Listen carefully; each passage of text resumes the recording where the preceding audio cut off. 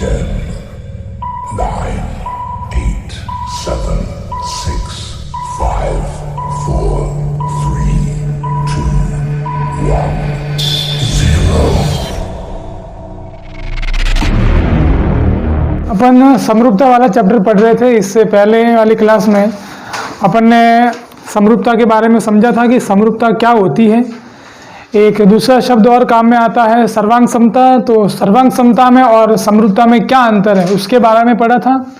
फिर प्रश्नमाला 11.1 को किया था। उसके बाद में आपको एक प्रमेय मैंने बताई थी और सिद्ध करके बताया था। उसका नाम था आधारभूत अनुपातिकता प्रमेय, या जिसको थेल्स प्रमेय भी कहते हैं। अब कल अपन ने आधारभूत अनुपातिकता प्रमेय को सिद्ध करना भी सीखा था, यानी जो थेल्स प्रमेय होती है वो कैसे अपन इसको प्रूव कर सकते हैं वो सीखा। अब वापिस एक बार अगर देखने जाए कि भाई वो आधारभूत अनुपातिकता प्रमेय क्या होती है, एक बार उसका वापिस अपन रिवीजन करते हैं।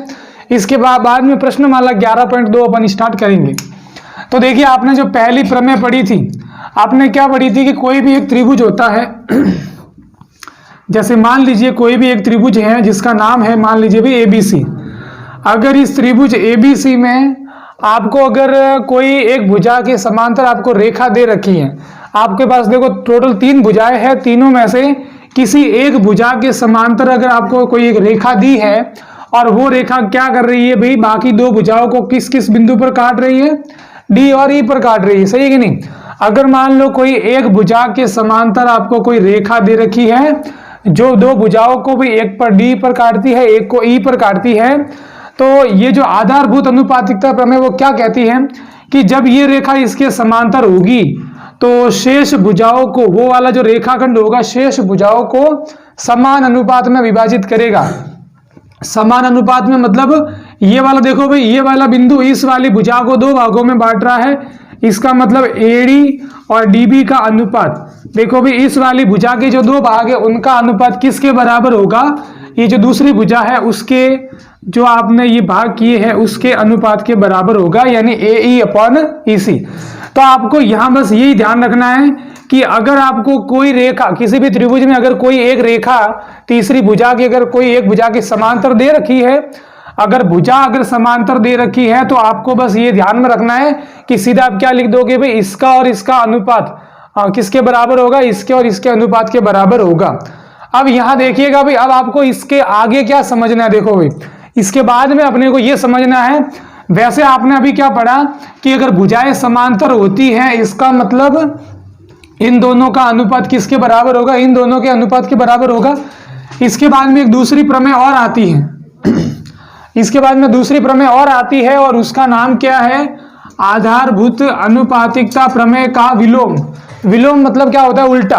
अगर आपको भी इसका उल्टा मतलब कैसे, आपको भुजाएं समांतर नहीं दे रखी है, मतलब ये रेखाखंड इसके समांतर नहीं दे रखा है, आपको ऐसे दिया है कि एक रेखाखंड ऐसा है कि जो भाई भुजाओं को D और E पर काटता है, और आपको पहले से बोला है कि भाई इन दोनों का अनुपात और इन दोनों का अनुपात बराबर है।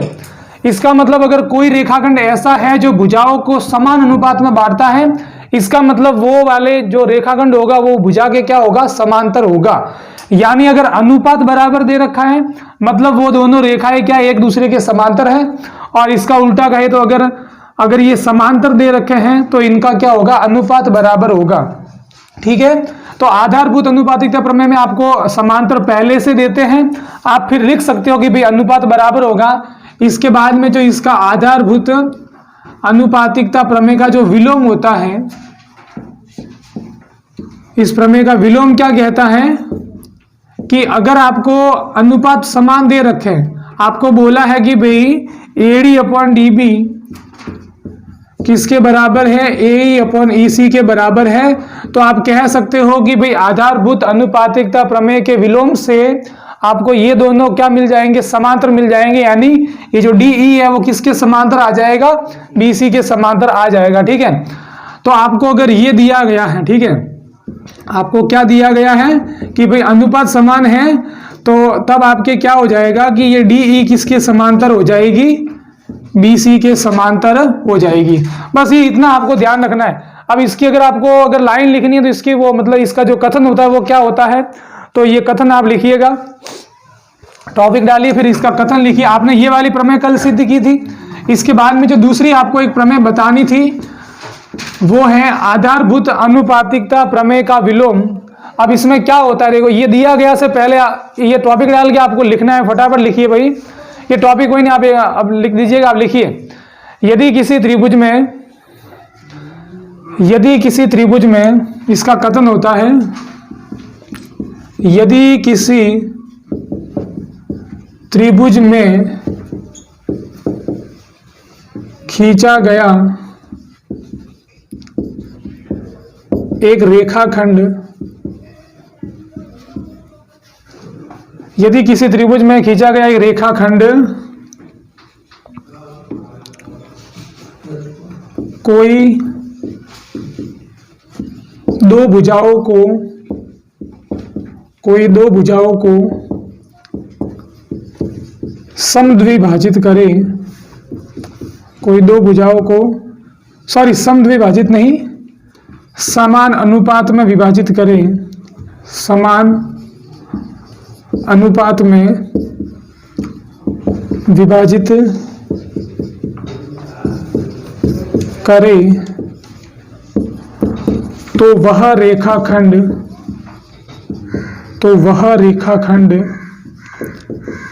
तीसरी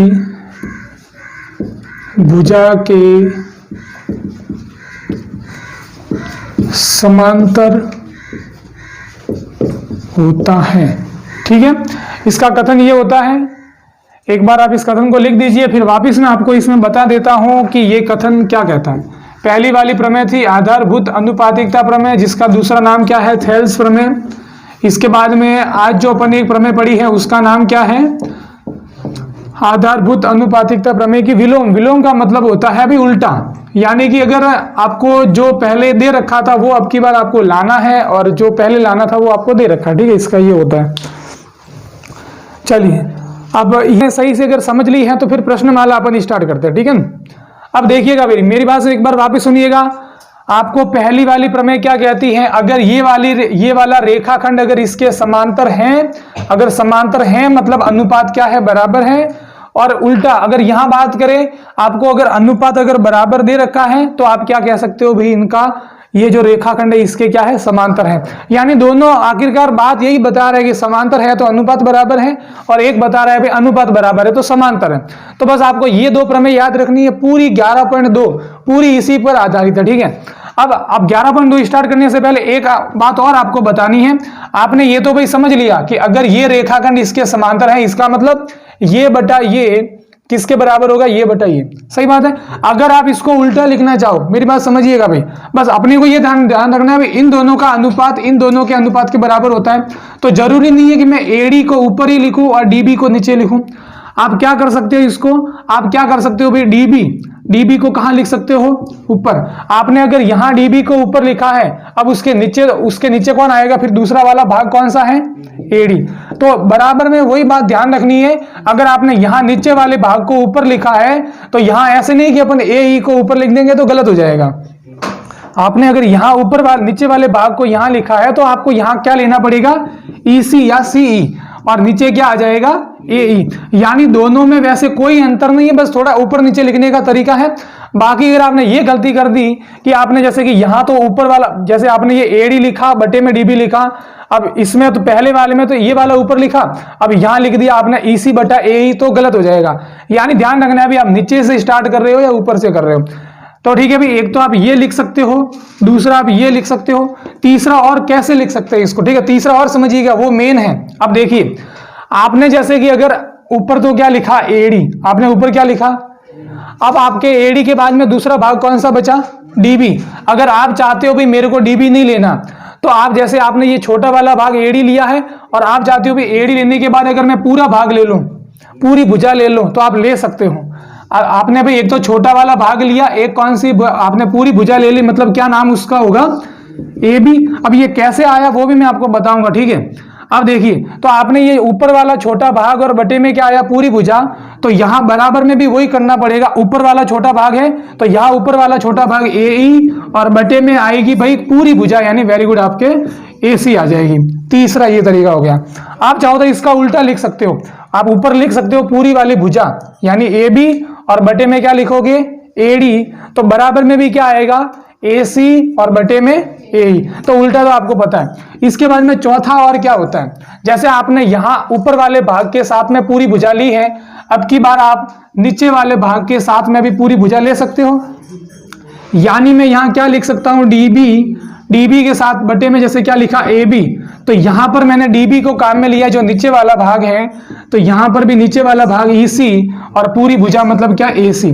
तो आपको इन चारों में से अब कोई भी आप संबंध काम में ले सकते हो। वैसे मेन अपना ये होता है और इसी से ये सारे के सारे बनते हैं। देखो इससे ये कैसे बना, तो आपने DB को ऊपर भेजा और AD को नीचे लाया, यानी व्युत्क्रम कर दिया, इसका उल्टा कर दिया, इसका उल्टा कर दिया, ये मिला, सही है। लेकिन भाई इससे ये वाला कैसे मिला आपको, भाई ये पूरी भुजा वगैरह कैसे मिली, आप ये समझिएगा भाई, इनको समझना बहुत जरूरी है, क्योंकि ये वापस आपके प्रश्न में भी आपको बताने पड़ेंगे, इसलिए आप अभी से देख लीजिए। तो देखो भाई, जब भी आपको यहां ये देखना है भी, अपनी जो मेन प्रमेय है उसमें अपन छोटे छोटे भागों को लेते हैं, लेकिन अगर मान लो अपने को क्या चाहिए, अगर पूरी भुजाएं चाहिए, तो आपको क्या करना है, अगर पूरी भुजाएं लानी है तो आप क्या करोगे कि ये जो आपको ये वाला दिख रहा है भी, AD बटा DB, आपको AD बटा DB दिख रहा है और बराबर में क्या है, AE बटा EC। अगर आपको पूरी भुजा लानी है तो दोनों पक्षों में क्या जोड़ना पड़ेगा, 1 जोड़ना पड़ेगा। दोनों पक्षों में क्या जोड़ना पड़ेगा, इस साइड में भी 1 जोड़ दो, उस साइड में भी 1 जोड़ दो। अब देखो ये 1 में आगे प्लस लिखो या बाद में प्लस लिखो, इससे कोई फर्क नहीं पड़ता, ठीक है। अब देखिएगा, अगर भाई इसके नीचे कोई नहीं, मतलब 1 है और 1 और DB का एलसीएम कितना होता है, DB होता है। फिर देखो भाई DB का, अब 1 का DB में भाग दोगे, अपन जोड़ते हैं ऐसे ही तो है, 1 का DB में भाग देते हैं, अभी 1 का किसी में भी कितनी बार भाग जाएगा, पूरा ये जाएगा। अब DB इंटू 1 करोगे तो क्या हो जाएगा, DB। और देखो भाई, अगर आपको ऐसा अगर कंफ्यूजन नहीं रखना है तो आप ये देखो भाई, सीधा अगर यहाँ 1 है बटे में कोई नहीं है तो आप DB इंटू 1 कर दो भाई, DB इंटू 1 क्या होता है, DB, और प्लस क्या है, AD। जब आपने DB इंटू 1 किया तो अब पूरे के बटे में क्या आ जाएगा, DB। इसी प्रकार यहाँ EC का गुणा 1 से कर दो तो ये हो जाएगा EC, और ये पूरे के बटे में क्या आ जाएगा, EC। सही बात है। अब DB और AD, देखो भाई DB यानी कौन सा, ये वाला भाग, और AD यानी ये वाला भाग। बताओ भाई, ये दोनों छोटे छोटे भाग जुड़ते हैं तो क्या बनता है, पूरा AB बनता है कि नहीं बनता। तो आपको पूरा ये AB मिला और बटे में क्या है, DB। इसी प्रकार AE और EC, AE यानी ये छोटा वाला भाग और EC यानी ये छोटा वाला भाग, दोनों छोटे छोटे भाग मिलेंगे तो क्या बन जाएगा, AC, और बटे में क्या है, EC। अब देखो, अब आपको भाई ये देखो, आपको अभी क्या मिल गया, देखो भाई, अब बताओ ये चौथा वाला मिला और चौथे का भी उल्टा मिला है। देखो भाई, अब उल्टा मिला है तो कोई नहीं, अपन इसको ऐसे, अगर इसको ऊपर लेके जाएंगे, इसको ऊपर लेके जाएंगे तो ये वाला मिल जाएगा। देखिए कैसे, DB अपन AB है तो यहाँ AB अपन DB है, इसका उल्टा है। इसी प्रकार EC अपन AC है तो ये AC अपन EC, अगर इसका उल्टा करेंगे तो ये वाला मिल जाएगा। यानी अपन जैसा चाहे वैसा बना सकते हैं। तो ठीक है, ये तो आपको थोड़ा अभी बेसिक बताया, लेकिन यानी अभी आपको इसलिए बताया था, आगे जाकर आप कहोगे भाई अपन ने तो ये पढ़ा था कि भाई समांतर होती है तो सिर्फ इन दोनों का अनुपात और इन दोनों का अनुपात समान होता है। वैसे कोई जरूरी नहीं है, आपके जैसा प्रश्न होगा उसके हिसाब से आपको ये अनुपात बराबर रखने पड़ेंगे। लेकिन मेन जो होता है वो आपने अगर ये याद रखा कि भाई इन दोनों का अनुपात और इन दोनों का अनुपात समान होता है, बाकी तो अपन बना सकते हैं, ठीक है। तो अब अपन प्रश्नमाला पे स्टार्ट, आज आपको लिखना नहीं, बस ये वाली प्रमेय लिखनी थी, और ये तो सारे के सारे आपके प्रश्नमाला जब करेंगे तो वापिस उसमें आ जाएंगे, तब आप लिख दीजिएगा, ठीक है। चलिए, अब आपने ये दूसरी प्रमेय लिख दी भाई। अब मैं प्रश्नमाला 11.2 स्टार्ट करता हूं, और 11.2 में देखिएगा भाई, पहला प्रश्न आपको पहले प्रश्न में क्या दे रखा है, अपने को दिया है पहले प्रश्न में कि त्रिभुज ABC। देखो भाई, यहां जो पहला और दूसरा प्रश्न है दोनों एक दूसरे के उल्टे हैं, दोनों एक दूसरे के उल्टे हैं। मतलब एक में, पहले वाले प्रश्न में आपके आधारभूत अनुपातिकता प्रमेय काम आएगी और दूसरे वाले में आएगी आधारभूत अनुपातिकता प्रमेय का विलोम। तो अब आप ध्यान से देखिएगा, एकदम बढ़िया से प्रश्न है, एकदम इजी प्रश्न है। अगर आपने दोनों प्रमेय को ध्यान से समझाया तो ये सारे प्रश्न हो जाएंगे। देखिए आपको क्या बोला है, त्रिभुज ABC। तो सबसे पहले आप क्या कर दो भाई, त्रिभुज ABC बना दीजिए। आपको एक त्रिभुज दे रखा है जिसका नाम है ABC। इसमें बोला है कि AB और AC पर क्रमशः D और E इस प्रकार स्थित हैं। आपको बोला है AB और AC पर दो बिंदु कौन कौन से, D और E इस प्रकार स्थित है कि DE किसके समांतर है। आपको दिया गया है कि DE किसके समांतर है, BC के। चलो भाई, अगर आपको समांतर दे रखा है, अब समांतर, अब कभी भी अगर कोई भी एक रेखाखंड इसके समांतर हो जाता है, मतलब इन दोनों का अनुपात और इन दोनों का अनुपात क्या हो जाएगा, समान, क्योंकि अपन ने आधारभूत अनुपातिकता प्रमेय पढ़ी है। देखो अभी तो ये सिर्फ इतना दिया है, अब पहले का जो पहला भाग दिया है, पहले का जो पहला भाग क्या दिया है कि यदि एडी बराबर कितना है 6 सेंटीमीटर, एडी बराबर 6 सेंटीमीटर, डीबी बराबर है 9 सेंटीमीटर, एई बराबर कितना है 8 सेंटीमीटर। अब आपको बोला है तो आपको क्या ज्ञात करना है, एसी का मान ज्ञात करना है। इस प्रश्न को भी ध्यान से समझिएगा, एकदम इजी सवाल है, कैसे करना है। देखिए आपको ये सारे माप दे रखे, अब इन सभी जो आपको माप दिए हैं इनको चित्र में बताना है। एडी, एडी मतलब ए से लेकर डी तक, और ए से लेकर डी तक वो कितना है भाई 6 सेंटीमीटर है, तो यहां लिख दीजिए भाई ये 6 सेंटीमीटर। आपको तीर से बताना है भाई ये कहां से कहां तक है। इसके बाद में डीबी, डी से लेकर बी तक, तो वही डी से लेकर बी तक कितना है, तो 9 सेंटीमीटर है, आपने यहां लिख दिया। इसके बाद में एई, एई मतलब ए से लेकर कहां तक, ई तक, वो कितना है 8 सेंटीमीटर। अब आपको निकालना क्या है, एसी, और एसी मतलब क्या, ये छोटा वाला भाग या पूरी भुजा, तो एसी तो है पूरी भुजा, मतलब पूरी भुजा अपने को निकालनी है। तो चलिए अभी पूरी भुजा अपन निकालेंगे, लेकिन ये वाली पूरी भुजा कैसे मिलेगी, जब आपको ईसी मिल जाएगा। आपको ईसी मान लीजिए भी 2 सेंटीमीटर मिला, अब 8 और 2 जोड़िए तो आपको 10 सेंटीमीटर, जो कि किसका मान मिलेगा आपको, एसी का। यानी पहले आपको क्या निकालनी पड़ेगी, ईसी निकालनी पड़ेगी। ईसी को भी इस 8 में जोड़ देंगे तो भाई आपको टोटल एसी मिल जाएगी। चलिए तो अब आपको भी चूंकि क्या दे रखा है, आपको दे रखा है कि डीई किसके समांतर है, बीसी के। अगर समांतर दे रखा है तब आपके कौन सी प्रमेय लगती है, पहली वाली या दूसरी वाली, तो अपन देखते हैं भाई पहली वाली। तो आधारभूत अनुपातिकता प्रमेय से यहां आपने विलोम की जरूरत नहीं है, क्योंकि यहां आपको पहले से समांतर दे रखा है, तो आप लिख सकते हो आधारभूत अनुपातिकता प्रमेय से। आपको भाई देखो अब आपने क्या सीखा था कि अगर कोई भी रेखाएं समांतर होती हैं तो दोनों भागों के, इन दोनों का अनुपात और इन दोनों का अनुपात समान होता है।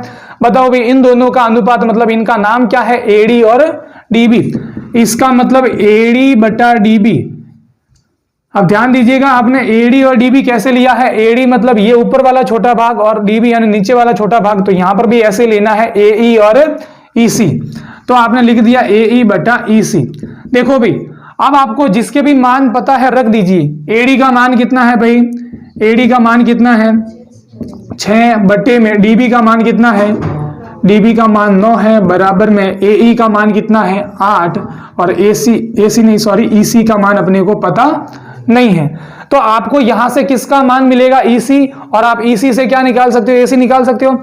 आप डायरेक्ट भी यहां ईसी की जगह ईसी अगर आपको जैसे यहां ईसी दिया है और आपको निकालना क्या है, तो आप इसको ईसी को आप एसी में भी बदल सकते हो। आगे जो प्रश्न आएंगे उसमें अपन ऐसा करेंगे, तो क्यों नहीं यहीं से अपन कर लेते हैं। देखो कैसे, आपको 6 बटा 9 दे रखा है और बराबर में कितना है 8 बटा ईसी। देखो भाई आप ऐसे करो भाई, ईसी को मत निकालो, ईसी को निकाल के फिर वापस इसमें जोड़ोगे, इससे अच्छा भाई आप ये देखो भाई अपने को क्या निकालना है, एसी, यानी मेरे को ईसी की जगह क्या लाना है, ईसी की जगह एसी लाना है। अब समझिए कि ईसी को मैं एसी में कैसे बदलूं।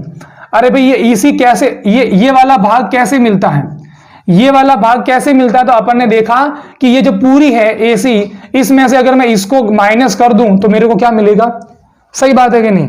आप अगर पूरी में से अगर इसको हटा दोगे तो भाई आपको क्या मिलेगा, ईसी, पूरी मतलब एसी, और उसमें से किसको घटाना है, एई को, यानी मैं यहां इसको लिख सकता हूं एसी माइनस एई। अब देखो अब आपने इस रूप में बदला, फिर आप आगे और देखते हो भी 6 बटा 9 बराबर 8 बटा एसी। क्या एसी का मान, भाई एसी तो निकालना है तो एसी तो यही रख दो, माइनस आपको करना है एई, एई जो कि आपको दे रखा है कितना है 8 है। चलिए अब आपको देखो भाई जो निकालना है वो प्रश्न में आ गया। अब कैसे कीजिएगा, देखो भाई 2, इसमें 3 का भाग कितनी बार जाएगा, 2 बार, इसमें 3 का भाग 3 बार। चलिए इतना भी काट दिया तो आगे सरल हो गया। अब देखो क्या करो भी, आपको वज्र गुणा करना आता है, क्रॉस मल्टीप्लाई, यानी ये बटे वाला यहां गुणा में जाएगा, ये बटे वाला वहां गुणा में जाएगा। तो चलिए 2 के गुणा में कौन आ जाएगा, एसी माइनस 8, और इसी प्रकार ये 3 किसके गुणा में चला जाएगा, 8 के। 2 इंटू एसी क्या होता है, और अब देखो आप चाहो तो आप क्या कर सकते हो पता है, ये जो 2 है ये गुणा मत करो, 2 को वहां भेज दो ताकि 8 में भाग चला जाएगा, सही है कि नहीं। तो आप भाई AC को तो यहीं रखो भाई, AC - 8 यहीं रखा, ये जो 2 गुणा में था वो कहाँ चला गया 8/3 के भाग में, और 2 का भाग इसमें गया 4 बार, 4 × 3 कितना हो गया 12। अब देखो भाई ये 8 उधर जाएंगे माइनस के हैं तो क्या बन जाएंगे प्लस के 8, और 12 और 8 कितने होते हैं 20, यानी आपको AC का मान कितना मिल गया 20 सेंटीमीटर। चलिए अब ये तो एक तो ये तरीका हो गया। अब आपको देखो भाई, अब आपको एक जो दूसरा, अगर मान लो अपन AC को AC में नहीं बदलते तब आपके कैसा हो जाता देखिए, ठीक है भाई। या तो आप ये वाला कीजिएगा, अब आपको जो सरल लगे वो आप एक बार ध्यान रखिएगा, ठीक है। अब या तो भाई इसके बाद में ये स्टेप करो या ये वाला थोड़ा इजी रहेगा। कैसे देखिए, आपको भी 6/9 मिला है, 6/9 बराबर 8 EC, सही है। अब जो निकालना होता है वो कभी भी बटे में नहीं रखना है। अब ये अगर ये बटे में है, इसको अगर ऊपर लेके जाना है मतलब इसका पक्षांतरण करना पड़ेगा, तो EC कहाँ जाएगा बराबर के दूसरी ओर। अब देखो यहाँ 8 पहले से था, ये जो 9 यहाँ भाग में था वो आएगा गुणा में, 6 जो ऊपर था वो कहाँ आएगा भाग में। अब काटिए, 2 का इसमें भाग दिया 3 बार, 2 का इसमें भाग दिया 4 बार, 3 का इसमें भाग दिया कितनी बार 3 बार, और 4 × 3 कितना हो गया 12 सेंटीमीटर, सही है कि नहीं। आपको अभी EC मिला है और आपको निकालना क्या है AC, और अपन जानते हैं कि भाई AC जो है वो किन दोनों से मिलके बनता है AE + EC करने से, और AE + EC करने से मतलब AE तो है 8 और EC निकाला है 12, यानी टोटल कितना आ गया भाई 20 सेंटीमीटर। तो इसको आप ऐसे भी निकाल सकते हो भी, देखो दोनों तरीके आपके पास है, दोनों में से जो आपको सही लगे उससे आप कीजिएगा, ठीक है। अगला प्रश्न देखते हैं, पहले का दूसरा प्रश्न। पहले के देखो भाई, पहले का दूसरा प्रश्न, इसमें अपने को संख्याएं अलग दे रखी हैं और थोड़ा प्रश्न को भी अलग तरीके से दिया है। अब की बार आपको AD और DB अलग न देकर AD और DB का क्या दे दिया, आपको अनुपात दे दिया है, कितना है 4/13, और AC की लंबाई कितनी है, पिछले प्रश्न में अपन ने AC निकाली थी, अब की बार AC दे रखी है कितनी है 20.4 सेंटीमीटर, और आपको निकालनी क्या है EC। तो देखिएगा भाई मैं कैसे EC निकालूं, ठीक है। तो यहाँ प्रश्न को ध्यान से देखिएगा, आपको भाई प्रश्न में दे क्या रखा है कि ये भाई DE किसके समांतर है BC के। तो जब भी समांतर दे रखा है तो आपको लगानी कौन सी प्रमेय है, आधारभूत अनुपातिकता प्रमेय। और उस प्रमेय से भाई अपने को स्टार्टिंग में जो 2 अनुपात बराबर लेने हैं वो कौन कौन से हैं, AD और DB और AE और EC। उसके बाद में जैसे बदलना है वैसे बदल लेंगे, लेकिन स्टार्टिंग में आपको इन दोनों का अनुपात आपको ऐसे बराबर में रखना है। अब चित्र में देखें तो भाई यहाँ आप चित्र में भाई मैं यहाँ भुजाएं नहीं दर्शाऊंगा, डायरेक्ट यहाँ कर देता हूँ, ठीक है। यहाँ देखिए भाई AD, क्या आपको AD/D, देखो पहले क्या आ रहा है AD/DB, और मैं AD/DB की जगह क्या लिख सकता हूँ भाई, AD/DB की जगह क्या आ सकता है 4/13, क्योंकि इस पूरे का मान दे रखा है, लिख दिया।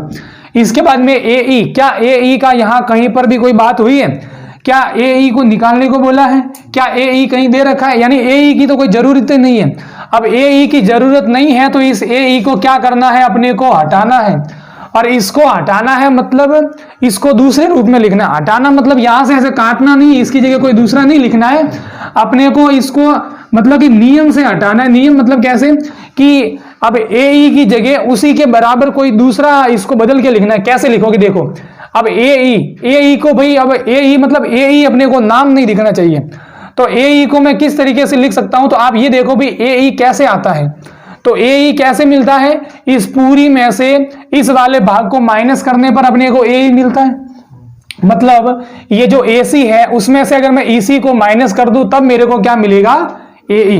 मतलब मैं क्या कर सकता हूं, यहां जो AE है इसको मैंने क्या लिख दिया AC माइनस EC, समझिएगा। AE कैसे मिलता है, AC में से EC को घटाने पर क्या मिलता है AE मिलता है, इसको मैंने बदल दिया, बटे में क्या है EC। आपको EC क्या करना है भाई, ये तो निकालना है। अब देखिए, अब और किसी का मान रख सकते हो, 4/13 बराबर AC, क्या AC का मान पता है 20.4, फिर बचा EC तो भाई निकालना है, बटे में वापिस EC जो कि अपने को निकालना है। चलिए अब अपने को अपने प्रश्न में कौन बचा है जिसको अपने को क्या करना है, निकालना है। अब आप वही कीजिए भाई, क्या करोगे, वज्र गुणा, यानी नीचे वाले का ऊपर वाले से, नीचे वाले का ऊपर वाले से, तो 4 का गुणा EC से, तो कितने EC हो जाएंगे भाई 4 EC। 13 का गुणा किससे करना है, दोनों से करना है, तो जब दोनों से गुणा करना होता है तो किस में बंद रखते हैं इसको, कोष्टक में, 20.4 माइनस EC। अब देखिएगा भाई 4 EC बराबर, अब 13 इंटू 20.4 कितने होते हैं, तो 13 चौके कितने भाई 52, हासिल लगेगी 5, 13 इंटू 0 0 और 0 और 5 कितने होते हैं 5, और 13 दूनी 26 यानी 2652। लेकिन ये आंसर नहीं है, देखो भी पीछे से कितने अंक के बाद पॉइंट है, एक अंक के बाद, यानी 265.2, ये इसका गुणा होगा। इसके बाद में देखिए भी 13 का गुणा किससे करना है, EC से, तो 13 इंटू EC क्या हो जाता है 13 EC। अब जिसको निकालना है उन दोनों को भाई एक साइड में करना है। आप क्या कर दो भाई, माइनस वाले को यहां लेके आओगे 4 EC के पास में, तो माइनस का 4 EC क्या बन, अरे माइनस का 13 EC क्या बन जाएगा, प्लस का 13 EC, और बराबर में कौन बचेगा 265.2 और 4 प्लस 13 EC टोटल कितने हो गए भाई अपने पास 17 EC। 17 EC बराबर कितना है 265.2। अब देखो भाई EC के जो गुणा में आ रहा है उसको भेजेंगे कहां, भाग में, तो मतलब आपको EC बराबर क्या मिल जाएगा 265.2, और बटे में भाई ये 17 कहाँ आ जाएंगे, यहाँ 17 का पारा भाई अगर एक बार बोलते हो 17 दूनी तो 34 ज्यादा हो जाता है, 17 एकम 17 कितना बचेगा भाई, ये कितना बचेगा 9 बचेगा, और 17 का पारा इसमें फिर 9 और 5 95, फिर 17 का पारा है भाग इसमें कितनी बार जाएगा, हाँ 5 बार, 6 बार देंगे कितने, देखो भाई अब इसका देखो भाई भाग देना है अपने को 265 में, सॉरी 265 में, देखो इसका अगर पॉइंट हटाओ तो भी ठीक है, नहीं तो डायरेक्ट दे सकते हो। देखो जैसे कि भी 17 का इसमें भाग दिया, एक बार गया कितना आएगा 17, और शेषफल कितना बचेगा 9 बचेगा, फिर आया 95। 17 का पारा भाई 5 बार बोलिए, 5 बार जाएगा कि 6 बार जाएगा, 6 बार जाएंगे, कितना आएगा भाई इधर, इस पॉइंट को आप भेज दीजिए इधर, 6 बार बोला तो कितना आएगा भाई ये 92। अब घटाओ भी कितना आएगा, पूरा भाग तो नहीं जाएगा, सॉरी 5 बार देना पड़ेगा, और 6 बार बोलेंगे तो 112 आएगा। 5 बार बोला भाई कितना आया ये 85। अब कितना बचा भाई 10 बचा। अब ये देखो ये जो बीच में पॉइंट आ रहा है इसको कहाँ उतारना है, ऊपर भेजना है भागफल में, और ये 2 आएगा इधर। अब 17 का भाग इसमें कितनी बार जाएगा 6 बार कितना आया भाई 102, और शेषफल कितना 0। अपने को तो खाली ये देखना है भाई कितनी बार भाग गया है 15.6 बार, तो EC आपको कितने सेंटीमीटर मिलता है 15.6 सेंटीमीटर मिलता है। आप आंसर चेक कीजिए क्या सही है क्या नहीं है। पहले के चौथे प्रश्न में बोला है कि AD बराबर ये 4x - 3 है, BD बराबर 8x - 7, AE बराबर 3x - 1 और EC बराबर है 5x - 3। अपने को बोला है कि इस प्रश्न में आपको x का मान ज्ञात करना है, तो x का मान कैसे ज्ञात करेंगे, तो देखिएगा भी सबसे पहले भी यहाँ लगाएंगे आधारभूत अनुपातिकता प्रमेय, क्योंकि अपने को भाई ये वाला रेखाखंड इसके समांतर दे रखा है, और अगर ये समांतर होती है तो AD/DB और AE/EC इन दोनों का अनुपात समान रहता है। अब जिसका भी मान पता है पहले आप रखिएगा, तो यहाँ अगर मैं दोनों का मान रखने जाऊं तो आप देखोगे भी AD बराबर कितना है, तो 4x - 3 है, बटे में DB कितना है, तो DB है 8x - 7, बराबर में चाहिए AE कितना है 3x - 1, और आएगा बटे में EC मतलब कितना है वो 5x - 3। अब देखिए भाई आपको भी चारों के मान यहाँ दे रखे हैं, चारों के लिख दिए। अगर यहाँ मान लो एक आधा भी अगर नहीं दे रखा होता तो आप इसको भाई बदलते वगैरह, ठीक है, यहाँ वैसे जरूरत नहीं है। अब इसको कैसे करोगे, तो भाई वज्र गुणा करना है, क्रॉस मल्टीप्लाई करना है, यानी इसका गुणा इससे, इसका गुणा इससे। तो 4x - 3 जो पहले से यहाँ पर था इसका गुणा किससे हो जाएगा 5x - 3 से। इसी प्रकार जो 3x - 1 जो बराबर में पहले से ऊपर था उसका गुणा किससे हो जाएगा 8x - 7 से। चलिए अब देखो भी इन दोनों कोष्टक का गुणा करना है, इन दोनों कोष्टक का गुणा करना है, कैसे कीजिएगा। आपको ये देखना भी पहले कोष्टक में क्या आ रहा है भाई 4x, इस 4x का इस पूरे वाले कोष्टक से यानी किससे गुणा करना है 5x - 3 से, ठीक है। अब जैसे आपने भाई देखो 4x का गुणा किससे कर दिया दूसरे वाले कोष्टक से, इसी प्रकार दूसरा है -3, इस -3 का भी गुणा किससे करना है 5x - 3 से। ऐसे अलग अलग करोगे तो भी गलती नहीं होगी, ठीक है। फिर 3x आया, 3x का गुणा कीजिएगा इस पूरे वाले कोष्टक से, और फिर -1 का गुणा करना है इस पूरे कोष्टक से। अब देखो भाई 4 × 5x, 4 पंजे तो होता है 20, और x × x x², फिर 4 × 3 होते हैं 12, बीच में देखो माइनस है, 4 × 12 और x का x यानी 12x, -3 × 5 -15 और x का x, -3 इंटू -3 प्लस का 9, 3x इंटू 8x, भाई 3 इंटू 8 24 और x into x x square, 3 into minus का 7 तो माइनस का 21 और एक बार x। अब -1 का गुणा करोगे 8x से तो -8x, -1 का गुणा -7 से तो कितना प्लस का 7। अब इसको भाई और थोड़ा सरल करते हैं, 20x स्क्वायर की जगह 20x स्क्वायर, ये देखो भाई माइनस के 12x माइनस के 17x, जब दोनों ही संख्या माइनस में होती है तो दोनों को क्या करते हैं, जोड़ते हैं और माइनस में लिखते हैं।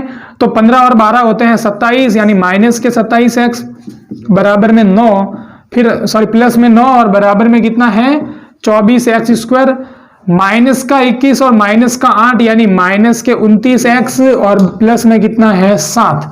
अब आपको क्या करना है, इन सभी को यहां लेके आना है, मतलब इन सभी को दूसरी ओर लेके आना है। या आप देखो भाई अब किसको कहां लेके जाना है, आप देखो भाई एक्स स्क्वायर और ये वाला एक्स स्क्वायर दोनों में से छोटा कौन सा है 20x स्क्वायर, तो छोटे वाले को बड़े वाले के पास लेके जाना। नहीं तो क्या करेंगे, बड़े वाले को यहां लेके आएंगे, अपने को 20 में से 24 घटेगा, माइनस में मिलेगा, फिर वापस माइनस को हटाना पड़ेगा, इसलिए आप क्या करो छोटे वाले को लेके जाओ वहां। तो यहां क्या बन जाएगा 0, देखो भाई 24x स्क्वायर -29x और प्लस 7, ये तो पहले से थे। अब 20x स्क्वायर यहां आएगा तो क्या बन जाएगा माइनस का 20x स्क्वायर, माइनस के 27x यहां आएंगे तो प्लस के 27x, प्लस के 9 यहां आएंगे तो क्या बन जाएगी माइनस के 9। अब आपको मिलेगा 0 बराबर 24 में से कितना 20x स्क्वायर घटाइए 4x स्क्वायर, ठीक है भाई, एक्स स्क्वायर वाले में से एक्स स्क्वायर वाले को जोड़ना या घटाना है।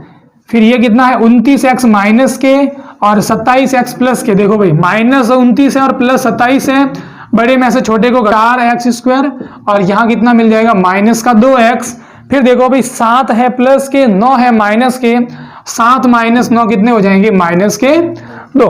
अब देखिएगा भाई अब इसको कैसे करना है, अब बराबर में अगर 0 अगर लेफ्ट साइड में दे रखा है तो आप इसको राइट साइड में भी लिख सकते हो, इससे कोई फर्क नहीं पड़ता। अब देखिए क्या इन सभी में कोई कॉमन आ रहा है, आप देख रहे हो भाई क्या इन सभी में कॉमन आ रहा है, तो भाई सभी में 2 कॉमन है, 2 का भाग जा रहा है, इसमें भाई 2 बाहर आ रहा है तो भाई 2x स्क्वायर बचेगा, इसमें से 2 बाहर आया -x बचा, इसमें से 2 बाहर आएंगे तो कितना बचेगा माइनस का 1, मतलब कॉमन लेना मतलब भाग देना है। ये 2 यहाँ गुणा में है, गुणा वाला कहाँ जाता है भाग में, और भाग में जाकर 0 में किसी का भी भाग दो भाई क्या बन जाएगा वो तो 0 बन जाएगा। अब आपको एक समीकरण मिला और वो कैसा समीकरण है, एक द्विघात समीकरण है, और द्विघात समीकरणों को अपन ने सरल करना सीखा है। एक आपने सीखा था कौन सा, मध्य पद को विभक्त करना, एक आपने सीखा था पूर्ण वर्ग बनाना, एक आपने श्रीधर आचार्य सूत्र भी पढ़ा था। तो यहाँ पे किससे करते हैं अपन, गुणनखंड करना है, आपको मध्य पद को तोड़ना है। चलिए भाई मध्य पद को तोड़ते हैं, इसमें आप कोई भी तरीका काम मिल लो सभी से आपके आंसर सेम आएगा, ठीक है। चलो भाई मध्य पद को अगर तोड़ने जाए तो मध्य पद को कैसे तोड़ना है, आपको पहले वाले को वैसे का वैसे रखना है, लास्ट वाले को भी वैसे का वैसे रखना है। अब बीच वाले को कैसे तोड़ना है, तो देखो भाई आप क्या करो, पहले वाले का और लास्ट वाले का गुणा करो, 2 × 1 करने पर कितना आता है, अरे भाई 2 × 1 करेंगे तो 2 आएगा, सही है कि नहीं। यानी आपको ऐसी संख्या निकालनी है जिनका गुणा करने पर क्या आता है 2। तो भाई एक तो भाई अपन 1 और 2 का गुणा करें तब 2 आता है, एक वापिस किसका करें 2 और 1 का करें तब 2 आता है, सही है कि नहीं। यानी आखिरकार सेम ही बात हो गई, 1 और 2 का गुणा करने पर 2 आएगा और किसी का गुणा करने पर 2 नहीं आता। चलिए यानी कि वे 2 संख्याएं क्या हो सकती है 1 और 2, लेकिन अब वो प्लस में है माइनस में कैसे पता चलेगा, तो वो आपको देखना है बीच वाली संख्या। बीच वाली संख्या के भाई देखो x के साथ में क्या है माइनस और संख्या क्या 1, अपने को भाई क्या लाना है माइनस का 1 लाना है।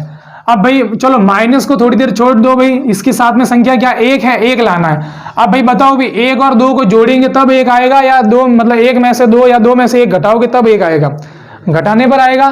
देखो भाई 2 में से 1 घटाओगे तो प्लस का 1 मिलेगा और 1 में से 2 घटाओगे तो माइनस का 1 मिलेगा। अपने को क्या चाहिए -1, यानी 1 में से 2 को घटाना पड़ेगा, तो 1 तो हो जाएगा प्लस का और 2 हो जाएगा माइनस का।